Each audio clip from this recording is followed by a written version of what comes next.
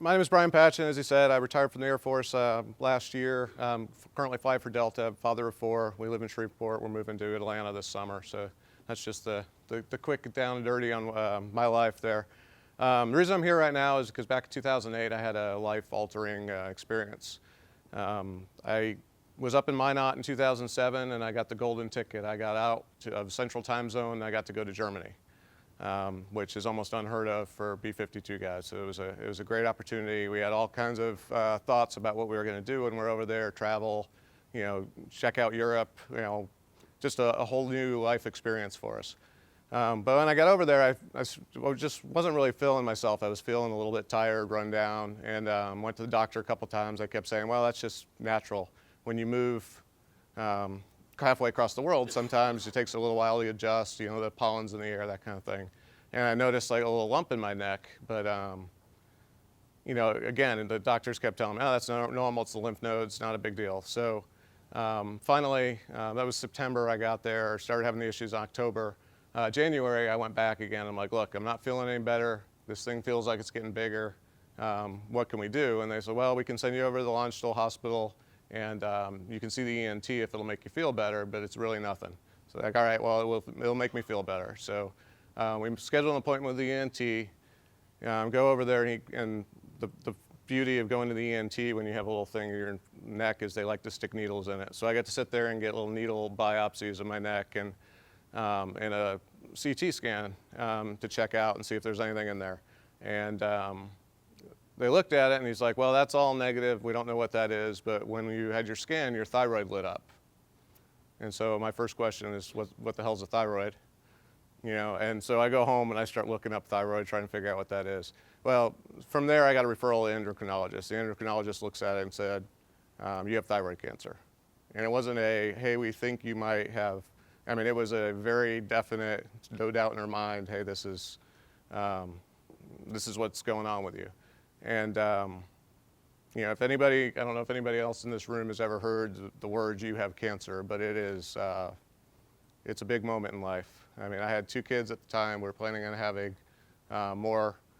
And, things are going through my head like, I'm not going to see my kids grow up. I'm never going to fly again. This is it for the Air Force. I mean, I'm done. I don't know what else is going to happen. We're over here in Germany, completely disconnected, and we've got to face this health crisis. So I went home, and luckily I have a strong support network, my wife and kids at home. The kids were, my youngest was, I think he was about 6 months old at that point, and my oldest at that point was 2. So little kids, they didn't have any awareness of what was going on. They just knew that we were pretty stressed out about stuff. And so we decided, you know what, we're going to push this treatment back a week, and we're going to go on vacation with the family, with the kids, have one more good memory before this all starts, because we don't know how it's going to work out. So we did that, and then it was the end of March of 2008. I went in for the first part of the treatment, which is they go in, they basically cut your throat open, they pull out your thyroid, and now you're without a thyroid for the rest of your life. And to me, I didn't know what a thyroid was, what it did. All I knew is that people, always say, I have a thyroid problem when they start gaining weight. That's the extent of my knowledge. So I have packed on 30 pounds since then, but I do have a thyroid problem. So anyway, for the rest of your life, you're on medication. So there's as you know, a medication is not going to replace your bodily function. So, thyroid, I mean, it has impacts on metabolism, actually brain function, vision, all kinds of things that I had no idea at the time. But so that step one is the surgery. So I went in through the surgery, made it through that okay, and spent a couple days in the ICU before I was able to get back out and move on. Step two of the process is they then starve your body of the thyroid hormone. They basically, you're going this low iodine diet because the third step of the treatment is radioactive iodine. So what they do is they starve your body of this of iodine, so that way when you get this radioactive iodine, your body absorbs it really fast and it kills off the rest of the thyroid tissue. So there's a couple of weeks there where things actually, I was fine. It was not a big deal. But then as the hormone tapered off, you got what we could call brain fog. So you just kind of, everything slows down. You just don't really, you're not as sharp. you get really slow, lethargic. Like I had a hard time walking up a flight of stairs without help, just because I would, you'd want to do it and you'd be able to do it, but just you couldn't make it happen. I mean, I remember one time I was in the room, bedroom, my wife came in and asked me if I wanted something to eat. And I said, sure, and I felt like I closed my eyes, opened my eyes, and she was standing there with food. And I was like, how did you do that so fast? She said, it's been 45 minutes. So it really messed with your mind, and there's huge impacts that I never expected. But so then I go in for the radioactive iodine, and this is something like out of a sci-fi movie. You walk in this hospital room, and there's plastic on the floor and all over everything, right? So you sit down in the chair, and this guy comes in with this, he's wearing the lead apron and the mask. He's got this cart with this big lead-lined vase, basically. All right. He carts it in, he takes these things out, and he holds it out and says, here, eat this. He's like, well, yeah, that sounds like a good idea. But anyway, yeah, so I ingest this radioactive iodine, and now for the next 5 days I'm in the hospital in isolation because German law, they won't let you leave until your radiation level is below a certain level. So every morning they come in the room with a Geiger counter, stand about this far away from me and go, oh no, you got to stay another day. So that's good stuff. But all that aside, so we get to get out of the hospital. I go back to to work one day, and it was kind of funny, a little humor in cancer. I go into this office, and we had this big exercise, and there were some guys that were TDY from the States, and they were kind of looking at me funny. And every time I walked in the office, they stood up, yes, sir, how you doing, sir? And okay, this is kind of odd. These guys are acting really kind of funny. So I find out later that the colonel that was in charge of the office told them that I was a special ops guy. I got in a knife fight in Afghanistan, and yeah, they got me, but I got 6 of them with a knife. And like, okay, that would explain. So, and at the time, that scar was nasty, so I might believe it too. But problem with thyroid cancer is the medication level. It's not something that they just, here's your pill and it's perfect for everybody. It's a trial and error thing. So your energy may be real low, or if the dosage is too high, your heart rate's really high, so you have all kinds of other side effects. So there's this 6-month period where it was just trial and error, and it's a 6-week wait. So they give you a medication change, and they have to wait 6 weeks to tell if it's going to actually work or not. So it was a long and grueling summer. We were able to do a little bit of travel in there, but it wasn't nearly as much as we wanted to do and as much fun. And I'll be honest, I was not the most optimistic person at this point because I was feeling pretty bad. It's kind of down in the dumps. It's like I'm still thinking, okay, I made it through this, but I'm not going to fly again. Who knows what else is going to happen? And it's all the negativity was creeping in there. And then a friend of mine that I met when I was TDY to Korea, actually, she moved to Germany, and she gave me Lance Armstrong's book. It's not about the bike. And I don't know how many people in here have read it, but it's basically his story about, hey, I had cancer, this is what he did, and then he recovered. And you start reading that, and you sit there and go, okay, he had something 100 times worse than I had, and he was able to do all these things afterwards and get back into health and create this organization and everything. And so what the hell's my problem? Why am I sitting here on the couch? So I turned it around, and I decided, you know what, I'm basically going to take this negative as a positive, and anytime somebody tells me no, I'm going to show them why they're wrong. I started off with fitness. I said, I hadn't run a marathon since, in 1994 I ran one, just to run one, and I was like, yeah, that was stupid, I'm never doing that again. But I decided at that point, you know what, I'm gonna push it, and I'm gonna try, and I'm gonna run a marathon in the spring, and if my body fails, now I can go to the doctor and say, look, here, let's fix this. And if it doesn't, well, then I know that I'm good.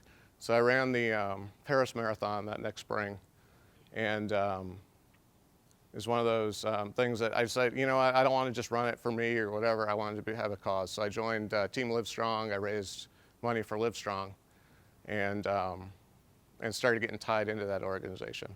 As I started doing these things, I realized that, there's help out there. There are organizations out there. You're not the first one to ever face anything.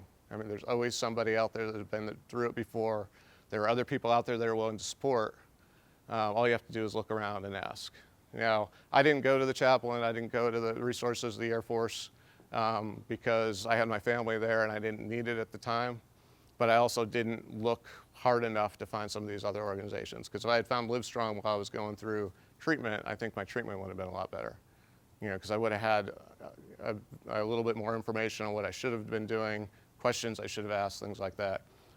So I ran the marathon, and that worked out, and I survived and did okay. So I said, well, obviously that was not my limit. So then I did a half Ironman a few months later. And I didn't do it, but I'm still not crazy enough to do an Ironman because running a marathon after being outside exercising for like 10 hours, it's insane. But I don't know, maybe you'll do one someday. Have you done one already? No, all right. All right, so there was that. The fitness thing came back, and I started doing several, I think at one point I did 10 marathons in 1 year, and I was doing half marathons every other week. I mean, it was just kind of craziness, but at the same time, it was all for Livestrong. I was sitting there and I was raising money, I was wearing the Livestrong gear, and I was raising awareness. And I'd run into people and they'd say, you know what, I went through something like that and I never considered that I could go running after. I mean, I've kind of been sitting around, I didn't really think that I could go out and do these things. So what you realize is after you start reaching out to others, you realize that you're actually helping them by, improving yourself. So I think that the cancer diagnosis was a turning point where it was, up to that point, it was all about me, all about my family, all about my career. It's that single focus. What do I need to do for this little group? That opened the door for me to realize, you know what, there's a lot more people out there, and I've got the time and energy and potential impact that I can help other people with it. Some of my cancer treatments, I was over at the Barksdale hospital. Well, a friend of mine was one of the Air Force surgeons working on the guys coming back from Afghanistan, the other guys that get shot up. And she mentioned to me in passing, she's like, hey, you know what, we're short on platelets. We really need people to donate blood and platelets. And, so I went over to the blood center. I said, hey, what's the deal? I had cancer a couple of years ago. Can I do it? And they're like, well, you can, but you need to do this paperwork, and it's really not worth the effort and this and that. So I said, oh, that's nice. Give me the paperwork. I went through the process. I donated platelets 20 times in the time that I had left at Ramstein. And, and it was great because that was a direct impact. I could see, the guys getting carted into surgery across the campus there at Barksdale, and know that, me sitting in a chair for 2 hours with the machine hooked up to my arm may have just saved that guy's life. And it's not hey, look at me, I'm great. It's people telling you no, it doesn't matter. I mean, if there's a way to do it, you can do it. So part of that too, as I was coming back from Ramstein, the flying thing, PRP, all that stuff, you're never going to be back on PRP, you're never going to be able to fly again. Okay, that's nice. I pushed through it, I was able to get the flying waiver, get back into it. Took a little while on the PRP, got the PRP thing sorted out, came back to Barksdale, and got back to flying. I was at the schoolhouse for a couple of years, ran the command post, all that good stuff. Coming back here, I decided that, Team Red, White, and Blue, I don't know how many of you know what that is. It's a veteran outreach organization. It focuses on positivity, connecting veterans to the community with physical and social activity. So really reaching everybody and getting them involved with their community, knowing that they're not alone, trying to tie them to the team, give them, especially those that are getting out of the military, so you know that you still have connections. And I'm over in Germany, I didn't see that organization much because, I figured out it's a US thing, but it's going to be everywhere when I get back. So I get to Barksdale and I'm looking around, I'm like, hey, where's the Team Red, White, and Blue guys? And there were 2 guys that I saw at a race. And so I started asking around. They're like, yeah, we don't have a chapter here. So Facebook's a great thing, right? So it's also a bad thing, but today it's a great thing. And so I look up Mike Irwin, who's the founder of Team Red, White, and Blue. And he's friends of a friend kind of thing. So I sent him a message like, hey, want to start wondering why there isn't a chapter in Shreveport. How do we get things going? He's like, hey, what's your number? We're going to have somebody call you. Okay, so I get a phone call a few minutes later from the director of Team Red, White, and Blue. He's like, hey, Mike told me that you're willing to be the chapter captain for Team Red, White, and Blue. I was like, well, I guess so. I didn't really think about it. So that started the ball rolling. And So there were 3 of us back in, I guess it was 2013. We had 3 guys in a room talking about how we're going to do the chapter. Now we've got hundreds in the local area. And if you're not in a member, it's time to sign up. Even the chaplain is. So again, it's an impact that you're able to do. And I don't think any of that would have happened if I didn't have cancer. And that's what it comes down to. I mean, it's so easy to get locked into your own world and not really look outside of that bubble that you're in. But like I said, 1 marathon in '94 was it for me. And maybe I'd run occasionally so I could get the PT test done and not hurt myself. But that was the extent of it. And now I'm doing, I've gone a long way to change that. And I think that my life for myself and my family is better because of the experiences we went through. And I think that's about all I've got, unless I missed anything. We're good? All right, thank you.